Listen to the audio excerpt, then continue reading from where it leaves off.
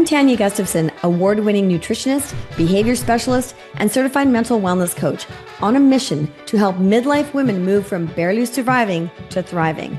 You have been lied to. Weight gain, mood swings, hot flashes, brain fog, despite what the world and even your doctor may have told you, do not have to be your story. You are not broken. You've just never been shown how to fuel your body in a way that creates hormonal balance. Fit Woman Podcast is where we expose the lies and share all things to help women take back control of their health, hormones, weight, and mental wellness and thrive through midlife. I'm so glad you're here.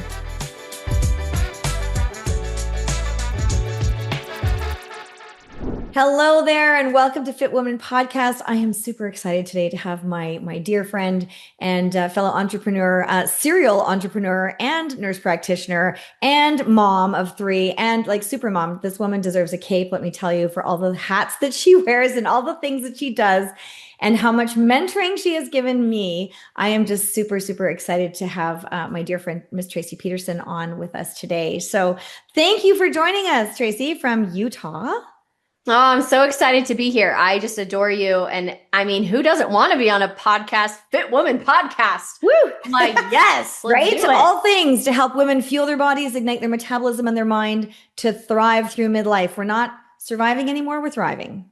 Amen. That's why you're here, because you're helping women do all of that, moms and with their girls, which I really loved. And so you have this amazing program and things that you've started with moms and girls. And so tell the world about that, because that was really interesting to me. Yeah. So it's called Woman Lessons, and there's a little bit of a story behind it. So I have 3 kids, and at the time of this recording, they are 12, a 12-year-old girl, 10-year-old little boy, and then a 7-year-old little girl. And this really got started about 2.5 years ago, actually, maybe even a little bit more, when my daughter Quinn was 9 years old. And we were just in regular after school activities. I mean, I've always been a working mom. I dabbled in the stay-at-home mom game for a while. And then I'm like, oh man, I have got to have something, just outside of the home.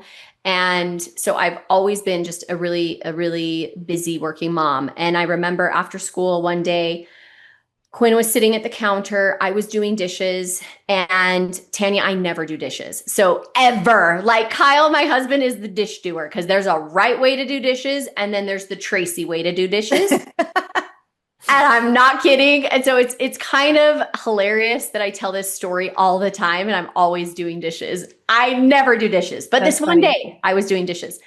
And as I was unloading the dishwasher, I remember, I don't know if you do this, but whenever I unload the dishwasher, I say what I'm putting away. So I say cup, plate, fork. And you know that one fork that's always like in the very back bottom of the dishwasher? You're like, how did that fork like flip out of there and get in the back? But it was right as I grabbed this fork that was all the way in the deep part of the dishwasher, and I stood up. And that is when Quinn, my little 9-year-old at the time, said so sweetly to me, Mom, can we do woman lessons? Yeah. And I thought, yeah, of course we could do woman lessons. I don't know what that means. I don't know what woman lessons are, but I'm a woman and I'm sure I can figure that out. So I asked her, I said, Quinn, what are woman lessons? Like, what does that mean to you? And she's so thoughtfully, in her squeaky little 9-year-old voice, goes, well, I want to learn how to put together an outfit. I want to learn how to do my makeup, and I want to learn how to cook. Oh. Okay. And I go, oh, exactly. Like, oh, that's like the sweetest thing ever. Awesome. And then my high performing, hyper self-critical mom brain went down this like self-critical spiral. And I thought that it was really sad, because I thought to myself, is that all that I'm modeling? Oh, yeah. For her to be like, that's what it means to be a woman, is what we look like and what we do. And so as I'm standing there with this fork in my hand, I was sort of at this fork in the road. And I call these moments, Tania, 1-minute moments. Mm-hmm. And we have them scattered throughout our day all the time and scattered throughout our life. But it's just where time sort of slows down Yeah. and you have two options and two choices. And I very easily could have said, we can do women lessons. I'll show you how to put together an outfit and do your makeup, and that'll be so fun. And there would be nothing wrong with that. Yeah. Or I could choose to go down the other fork in the road, which caused me to get a little bit more introspective. And so I asked myself, what do I really want her to know about what it means to be not just a woman, but a truly confident woman? Mm. Like, where does true confidence come from?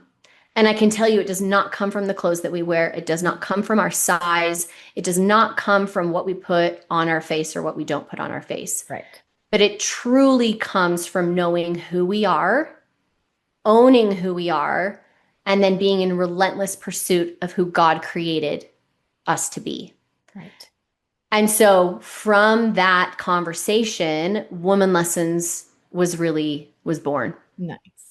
Yeah. That's fantastic. And so did you just start like doing those things at home with Quinn? Like you kind of, how did that look? Like, did you just lay out Yeah. a plan for her? You guys had like a weekly meeting together? Like, what does that look like? It's interesting. Yeah, it's so interesting. And I've actually never had anybody ask me that question. So I love the question because I first started like kind of just writing things down. Like, what do I want her to know? And then I started looking back over my life and I was like, what lessons did I have to learn, most of the time the hard way? What lessons did I have to learn the hard way to get to be a truly confident woman, like in my 40s, right? And 6 of those came very, very quickly. One was like, remember who you are and whose you are. The other was own your divine gifts. Another is be self more, not self less. Another is your community counts. Another one is live in your potential. But the one that I was avoiding, I avoided it like so hard. I avoided it. And it was because it was the one lesson that I knew to be true, but that I hadn't yet mastered. Okay. And that was the lesson, you are more than your body. Because for the longest time, I had put such a focus on my body and my aesthetic and what I looked like. And I still, as a woman of 40 years old, I mean, I went on my first diet when I was 15 years old. And I was 115 pounds. Yeah. You know, I started thinking about that situation when I was 15. And I remember vividly walking into my kitchen and my mom was chopping up her salads because she would always have a big salad every day. And I had my homecoming dance was coming up. And I said, Mom, I want to feel confident in my dress. What do I need to do? And she said, at no fault to her own, she said, well, I can make bigger salads. You can start eating more salads. And so I know that she didn't necessarily intend for it to be received this way, but the message I received was, if I want to increase my confidence, I need to decrease my size. Right. Yeah. And I was 115 pounds and 15 years old. Yeah. So then that perpetuated this, 20-year cycle of restriction, then binging, being super disciplined, and then losing it, right? Like losing all control. And I remember just 2 weeks after Quinn asked me this question, Tanya, of can we do woman lessons? I remember lying in bed, and the first thing that I thought of when I opened my eyes up in the morning, my initial instinct, Tanya, my first thought when my eyes opened up to my consciousness of my day that lied ahead of me was for me to lift up my shirt and look at my stomach to see if I had been good the day before or bad. If I had made good choices or bad choices. That is so sad.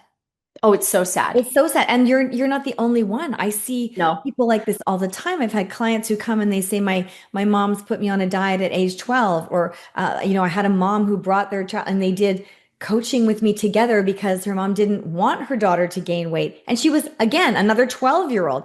It's Yeah. just, it's very, very sad. And you're right. Your mom probably didn't mean it that way, but No, that's the way she was raised too. exactly. And It's your size. If you're not this size, well, you better get that size because you can't feel confident walking into a room and that yeah, outfit's not going to look as good and you're just going to feel self-conscious and no yeah, one's ever going to come out loud and say all those things to your face, but it's screaming at you everywhere it in is. society and the whole diet culture.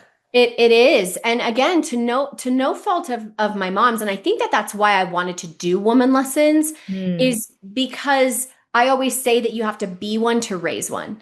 Ah, So yeah. if we want to raise truly confident women, then we as mothers, as the example, we need to be on that personal development journey of becoming truly confident, of learning these woman lessons and not just learning them, but living them. Absolutely. And that's the thing is in that moment when I stood up and I was like, oh my gosh, I've been bad. And then I walk over to my mirror and I turn and I body check. I'm like, I've got a problem. And I would never let my daughter talk to herself the way I was talking to myself in that moment. Yes. And I was saying things like, you're disgusting. You have no willpower. You said you were going to be disciplined this time around. And here you go again. Like just this barrage of negativity and self criticism. And so clearly in that moment, and I call them divine downloads, like where they're thoughts, but they're not your own. Hmm. And it was like, Traci, you are more than your body. Yeah. And it's like, I knew that that was truth, but I wasn't living it. And so I knew that if I didn't want Quinn or any of my daughters to continue perpetuating that pattern of disordered eating, disordered thinking, negative self talk, that I had to get a handle on it because I thought that this self-discipline, this negative self-talk was my differentiator. It was the reason why I was such a high achiever, why I had so many accomplishments and accolades is because I was harder on myself than anybody else. And I held myself to a higher standard than anybody else. But I realized in that moment that my negative self-talk wasn't a superpower. It was just self-bullying. Yeah, it is. I mean, women all the time say, I know, like what you're saying about, I know that I shouldn't do that. I know, but the knowing doesn't result in an action, right? Our Yeah. thoughts and our beliefs determine our actions. And so until Yes. you get out of your head and start actually believing your worth and believing those downloads, at least Yep. you had that download that interrupted that cycle of self-sabotage. Like, Yes. thank goodness for that. Yes. So many women they're still on that hamster wheel. That cycle keeps Yep. going and keeps going and keeps going. And they need a break. They need to break that off because, Yeah. you're absolutely right. We would never talk to our children, our neighbor, our best friend, a coworker, or whatever, the Yeah. way that we often have, bullied. That's the best Yeah. word, It bullied is. ourselves or berated ourselves for that. But, but self-care, we're like, well, I don't know. We'll care for everyone else. Women are the Yeah. worst for this, moms Yep. especially, right? For The sure. the children, the husband, the dog, the neighbors, the job, the what, and then you're like way back here somewhere in the Oh yeah. lineup. Oh And yeah. but we all believe if you get on an airplane that if the oxygen mask comes down, you need yours first before you help the next person. But Yep. somehow in real life, that's not translating over. And Yeah. so the personal development, that person who helps you, the divine downloads, however you come to be, it's a not just about knowing what to eat for being a healthier human, or if you really did need to losing weight, but it's about that whole mindset piece about belief.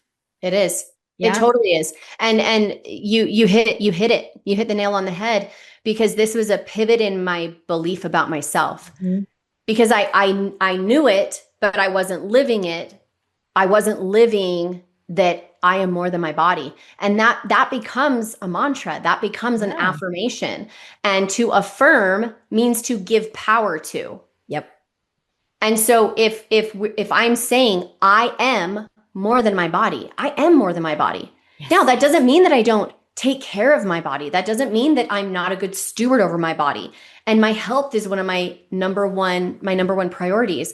But women, I think, are so quick to self-sacrifice.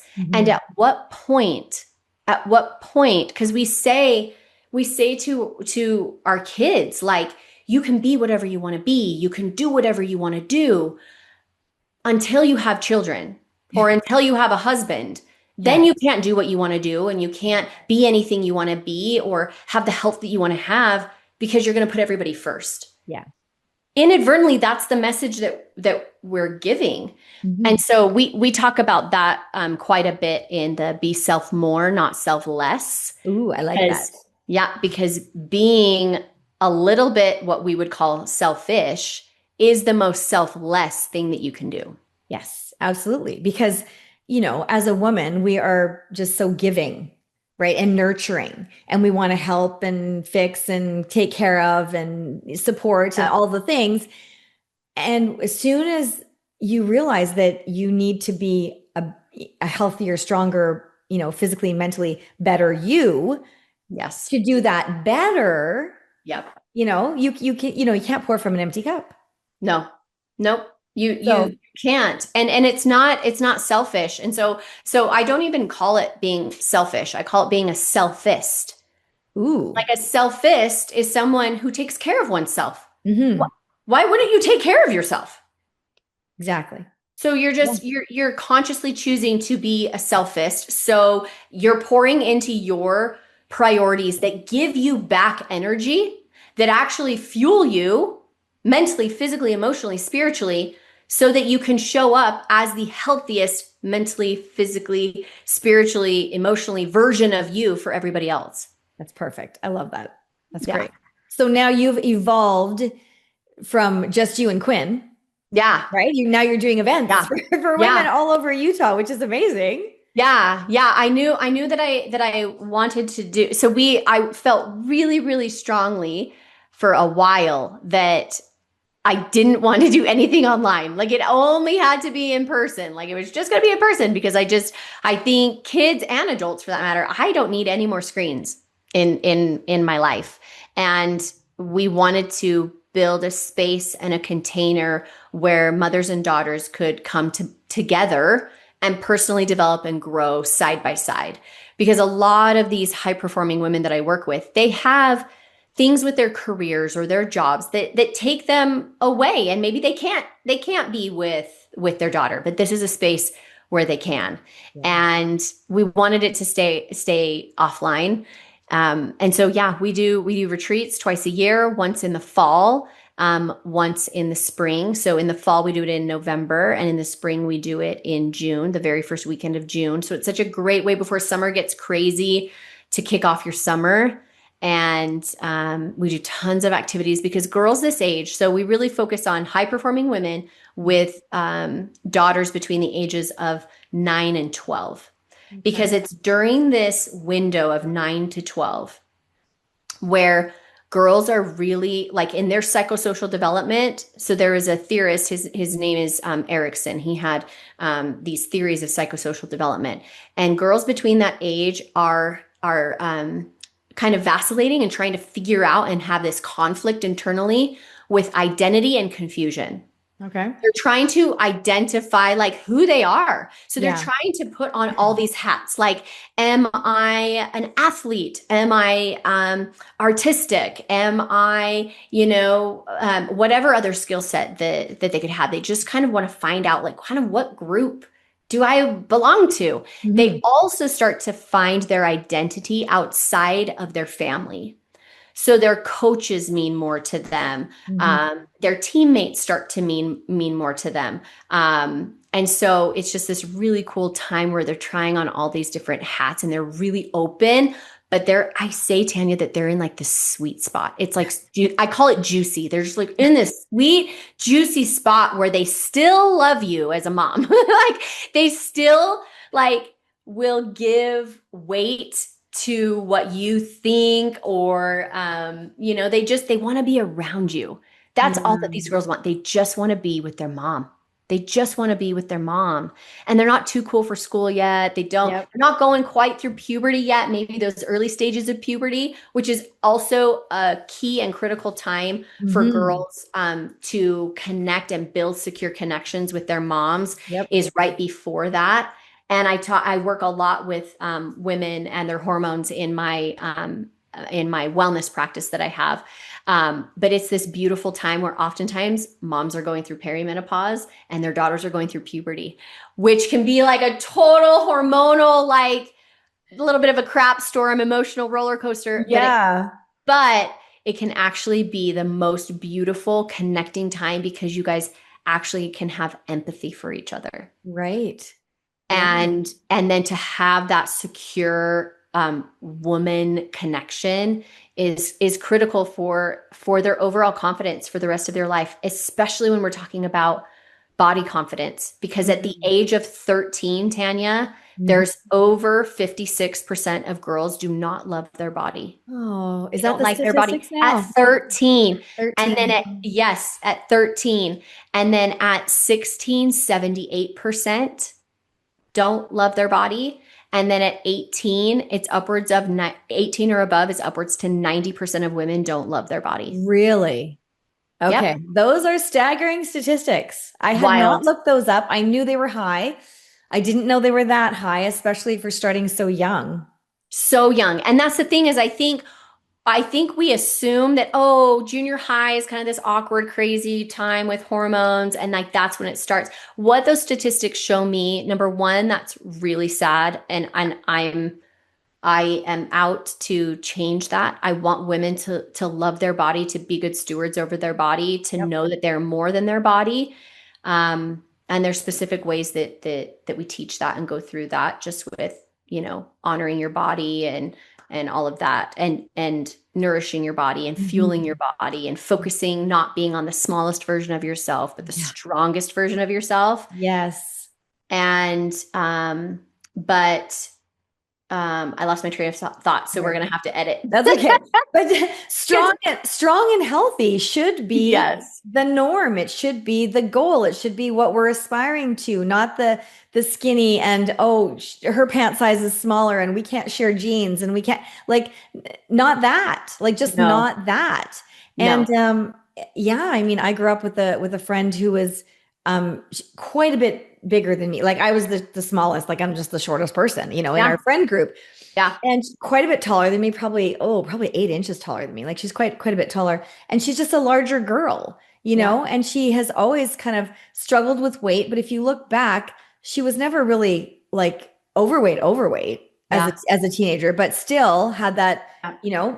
I still remember that way back like 40 years ago, 40 plus years ago. We've been friends for 50 years now. So we've been friends since we were 7. Wow. And yeah, lots and lots of issues for her whole life Yeah. struggling with that. Yeah. It's I just mean, so and sad because, it's just where does that come from, It's just yeah, those foundations, to your point, those foundations are laid, like it goes back to those statistics.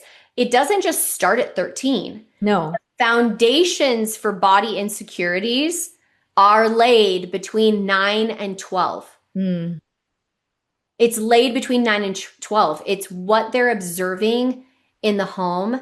And if we're not careful, our kids are going to be doomed to repeat the patterns of our past. right, for sure. And so good to know that age Yes. because then there can Yes. be a lot more moms than just being aware and preempting, Yes. right? Yeah. Preempting Yes, that. Um, yeah. Hey, that's okay. sorry. We're My moms. We get daughter. it. We get it. They show Anytime up. you see the hand go out and this sort of motion, you know that a kid came in the office. That is okay. I once had to do a call with my grandson on my hip, so I totally get Oh it. my gosh, it's so funny. You're like trying to be like all like, no, please come out. Please. And you're like still trying to smile. And that's totally Hashtag okay. real life. Real life, exactly. Real life is good, right? Moms need to see that. It's okay. Yeah, The totally. perfect is no one's perfect. We shouldn't aim to be that. I tell my Oh, clients that, we tell our friends that, we tell our kids that we really need to absorb that for ourselves, that this whole perfection thing is like is a smoke and mirrors. It is. And it's not going to get you anywhere except a whole lot of negativity and a whole lot of the body shaming and the whole regret and saying, oh, I shouldn't have done this or I should have done that. We end up shoulding all over ourselves, and we need to stop doing that, because you're right. Like the kids, they don't do what you say, they do what you do. They're like little sponges, right? And they soak up all the stuff that's around them.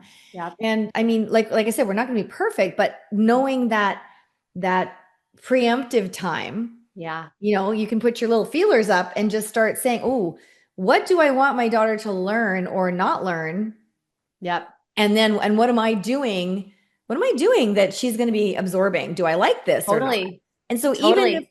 even if women are sometimes, I think, can't, if they're not in that place to do it for themselves because they believe they're worth it, if they're looking at, they pretty much know that they don't want their daughter to go down that same negative mindset hole. So they may just start even tweaking a few things just for that, which will help. Totally. It will. And so, and we do. No, I mean, yeah, we'll help. Sometimes we'll help our children before we help ourselves, which is unfortunate, but it's just kind of where some people are at. But to your point, they're watching us. They're watching how we talk about our bodies. They're watching how we talk to ourselves and how we respond and how we react when we mess up. Yep. And they should see us fail and fail often. And that is the difference between perfectionism and somebody who holds themselves to a high standard. There's a distinction, and it's when you fail, how do you talk to yourself? Yeah. A perfectionist will be self-critical, berate themselves, be super negative, downtrodden, right? They want to isolate and be alone. Mm-hmm. Whereas people who hold themselves to a high standard and they fail often, they use it as a stepping stone. Absolutely. They talk to themselves as a positive, like, wow, well, here's what I learned from that. And I probably won't ever do that again, but here's some of the positive things that I learned from it. Okay, move forward. So they keep it more in a positive light. But if your listener is sitting there and saying like, man, I am my worst critic. Like, I am so hard on myself. I'm hard on my body. I'm hard on myself with my mothering. I feel like I'm overwhelmed. I can never keep up. I feel like I'm failing as a spouse, like whatever that is. The antidote to self-criticism is self-compassion. Yeah. And I have a 5-day self-compassion challenge that I'll make sure that we put in the show notes for them. Yes. But they can go to Traci Peterson, Traci's with an I, Peterson's with an O-N. So tracipeterson.com/compassion-challenge. Okay. And you'll just get little prompts each day that will help you not be so self-critical. I like that. And be kinder to yourself every day so that we can model that for our daughters. That's fantastic. I love that. That's a great freebie for people to get on board with. I think we all need positive reinforcement every single day. We can be the most positive person in the world, but life can happen, life can happen in a heartbeat. And we know that life's going to just happen at some point, right? You may be humming along really good, but I love that. You're looking back, and I always say no guilt, just data. Yes. Because really, if we can learn from what it is about the situation that we're not happy about, how would we like to see it done better next time? How would we like to have seen ourselves done it, instead of beating ourselves over how we did it? Okay, what would we change from this then? Yep. And then now you've kind of got a little brain path happening there, because you've analyzed it, you thought about it, you kind of made a little semi-plan, so that next time, because there always is a next time, right? Then your mind's going to maybe be more likely to go there, as opposed to beating yourself up, because you've already set the groundwork. Totally. And the one question that I ask myself is, what do I want instead? Yeah. It does nobody any good to just rehash all the things, like how you let yourself down or how you messed up or how whatever. It's like, okay, you can like acknowledge that it's there. Like, I'm not saying bury your head in the sand. It's like, wow, I really messed up there. Okay, I'm acknowledging it. What do I want instead? So again, you're acknowledging where you went wrong. What do I want instead? So to your point, you have that path that's already been decided. It's already been decided. You're not flying by the seat of your pants anymore. Right. And so what was the catalyst that got you to start doing that instead of beating yourself up? Like, what was the catalyst to get you to start to flipping over? And what would you like to do next? Or what would you like to see next? Such a great question. And I'm going to come back to the answer because it's awareness. So let me hang on. We have an emergency apparently. Oh, okay. Oh, I gave it back to you. Who did it? I gave it back to you in the car. There is in the car. It's not. Oh, I will come as soon as I'm done. I will come and help you find it. It's in the car somewhere. Okay, then we'll find it. We'll find it. We will find it. Okay? I promise we will find it. We lost the lost tooth. Oh no, that's always a tragedy. That I lost my lost tooth when I was 5. I lost one in the field at school. How did you turn out? It was in the snow. Oh, so you found it? No. Oh no. No, it was in a white tissue. The teacher gave it to me. A white tissue in white snow. In white snow. So it was not findable, but being as it's not snow and it's in your car, I'm quite confident that she's going to be able to find her tooth there. Oh my gosh. That is. And in the absence of a tooth, you can always put the note to the tooth fairy. So. And we will do that. I'm sure she'll be fine. But in her world, her life has just ended. So we'll figure this out. Poor little thing. But in answer to your question, I think it first came around to an awareness and an acceptance. Yeah. So it was having an awareness because I think high performing women, especially women who would tout themselves as a little bit of a perfectionist, we think that nothing is us, right? Like that's everybody else. That's not me. However, what we are aware of is that we are the hardest on ourselves and we are our worst critic. Like that is what it is an acceptable terminology for us is I'm my worst critic. Like I'm the hardest on myself. Yeah. So if you're thinking that, then you probably have those self-critical spots that or self-critical talk that leads to these spirals. And so one of the very first steps in Woman Lessons is remember who you are. It's remember who you are and whose you are. Because if you're crystal clear on your identity as literally a daughter of God, like you wouldn't talk about a creation of God the way that you talk to yourself. No, that's for sure. And so in remember who you are and whose you are, we have something that's called the truth filter. And it's something that you can run anything that you see, anything that you hear, or anything that you think to yourself, you can run it through this truth filter. Because me standing there at the mirror saying, you're so lazy, you're so fat, you're disgusting, that's a lie. Yeah. Like it's simply not true. No. And lies don't come from God. Lies come from another source. And everything that the enemy communicates with is a counterfeit to what is light and good and is of God. Absolutely. And so we talk about the truth filter. And that's the thing is girls, when we teach these concepts to girls, we're really teaching these to the moms because every single mom needs to be reminded of these things. Now, maybe we make them like to a 5th grade level, right? Where you're like, oh, God, this is like basic. But isn't everything in life basic? Yeah. Like truths are basic and they're simple. And so we run everything through the truth filter. So things that you see online or things that you hear from friends or things that you say to yourself, these negative thoughts, you can run through the truth filter. And the truth filter, the first step in the truth filter is what does God say about it? Right. Like ask him, bring it to him. The second is what does his word say? What does it say in the scriptures about that? I can guarantee you in the scriptures, it has nothing saying about you're lazy, disgusting, and have no willpower. Right. No. And so we have different scriptures that tell you what the opposite of the lie is, which is the truth. And then the last step is the third step. It's like, what does the Spirit say? Like, what does the Spirit say when you say those things to yourself? You probably feel dark, alone, lonely, downtrodden. right? None of those things are from God. So we take the lie and we replace it with what is true. That's amazing. I love that. And I said I would come out and help you. I will come out and help you. I will help you. It's not anywhere. Okay, baby. I'm sorry. For whatever reason, it's like real time mom. Real time mom, and here. that's okay. That's okay. I love it. I love Yeah. it.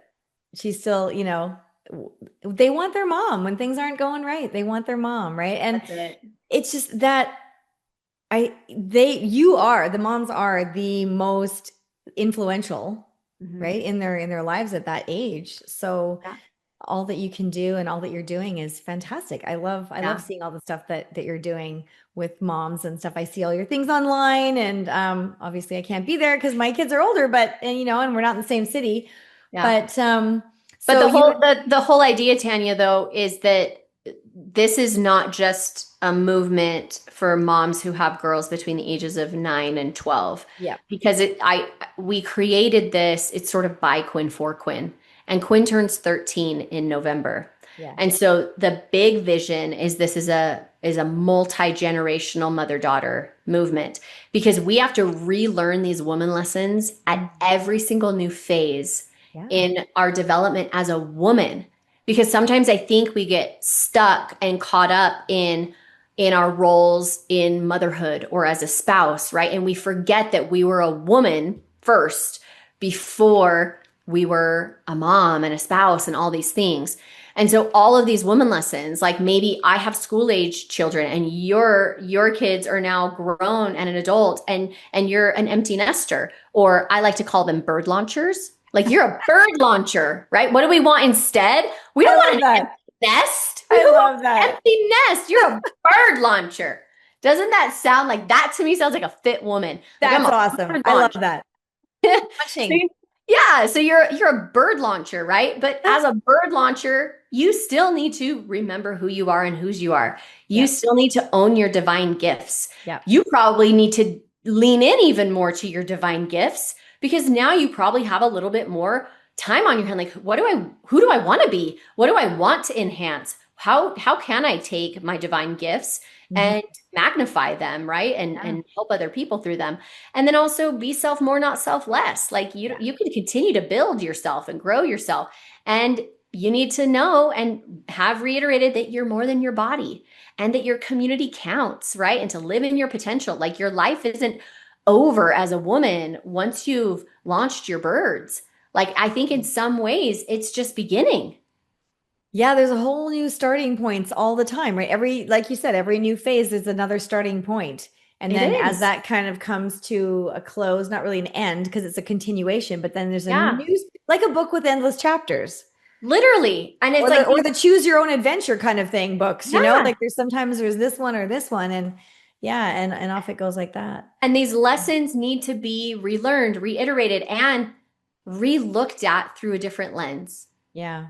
Right? Because you're never the same person twice. No.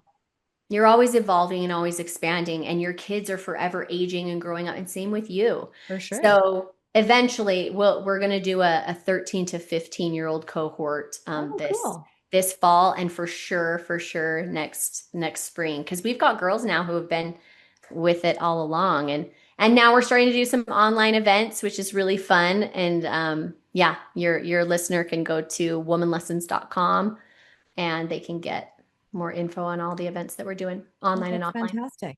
Okay. Well, one more question I was going to ask you is, with all the stuff you've been doing with women, and I know you've been an entrepreneur for many years, you are a nurse practitioner, you have a wellness clinic, a med spa. So you've done work with a lot of women in a lot of areas, basically, and done a lot of personal development for yourself, and then led others to do that. So over the years, what's been the one thing that you've noticed with women that's changed over the years, that's notable?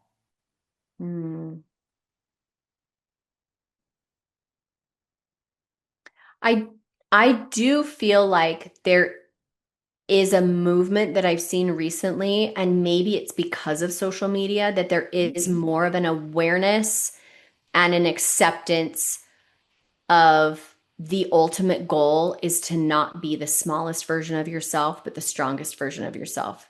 I love that. So we're talking about fueling your body, not hyper restriction. We're talking about lifting the heavy weights, not like multiple sets of, three multiple sets of like 15 or 20. You're like, how about we lift some weights? I just think there's been this beautiful expansion and permission for women to be the strongest version of themselves and to raise just strong, capable, truly confident women. Because when I think of an insecure woman, I think of a woman who doesn't trust herself. I think of a woman who looks outside of herself for validation. She looks to everybody else. She looks to her friends. She looks to media. She looks to her neighbors. She looks to social media to give her validation. But a truly confident woman looks inward and upward for her validation. And I know that God created strong women, capable women.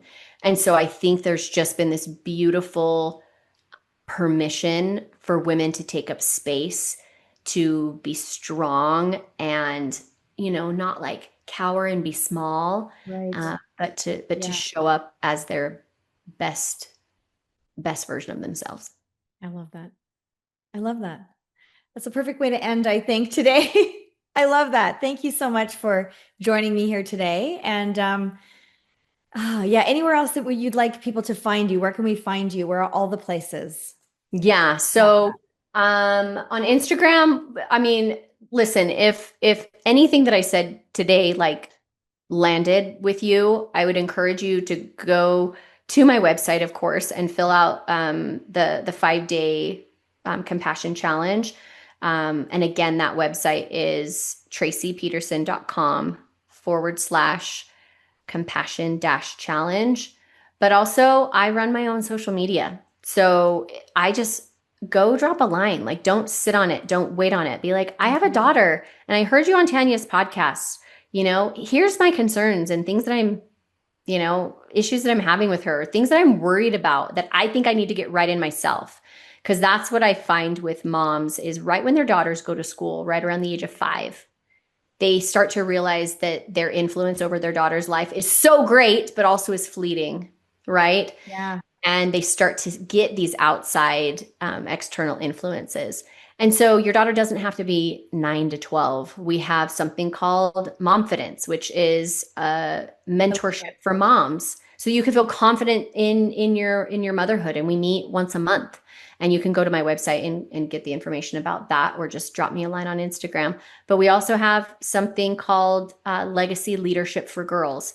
So it's just a place for girls to be able to come and gather together to get some deeper, deep dives on some of these topics, like their body, like puberty, like safety with screens, like all these topics and things that super important. All of those. So important. So important. So critically important. So don't ever feel like, don't reach out. I'm telling you, it's absolutely okay to go and message a stranger on Instagram. Absolutely it is.